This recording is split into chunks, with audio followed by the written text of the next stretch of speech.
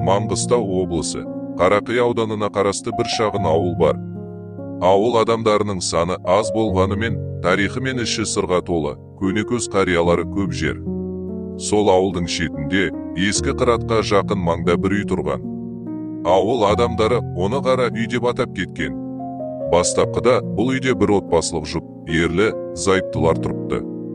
Екеуі де бала көтере алмай, оңашада өмір сүрген екен. Ауылға көп араласпайтын, ешкіммен шаруасы жоқ, салқын мінезді адамдар болыпты. Бір күні ауыл адамдары әйелдің жоғалып кеткенін байқайды. Күйеуі болса, қаладағы туыстарына кетті деп жауап берген. Арада бірнеше ай өтеді, бірақ әйел қайтып оралмайды. Бір таңғаларлығы үйдің маңынан иттер ұлып, түнде үйдің шамы өздігінен жанып, сөнетін болған. Кейбір ауыл тұрғындары түн ішінде терезеден ақ көйлекті әйел сұлбасын көргенін айтады. Ал ері кенеттен көшіп кетеді. Үй сол күйі иесіз қалады. Осыдан кейін ауыл жастары қызығушылықпен сол үйге түнде барып, видео түсіруге тырысқан. Үшеуі барған, бірақ тек екеуі ғана қайтып келеді. Үшіншісі Әли есімді бозбала кейін қатты сырқаттанып, сөйлеу қабілетінен айырылыпты.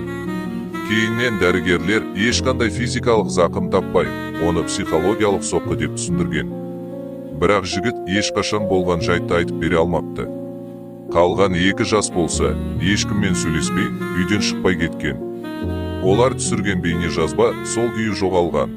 Қариялардан біреу ғана батылдықпен былай деген: ол үйдің түбі терең. Ол жерде адам емес, басқа әлемнің демі бар. Ертеректе сол жер киелі орын болған. Бірақ рұқсатсыз баспана салынған. Міне, содан бері тыныштық кеткен. Содан бері ауыл адамдары ол маңайға жоламайды. Жақын жүрген мал жоғалып кетеді. Телефоны бар адам үйдің қасына жетсе, құрылғысы өшіп қалады екен.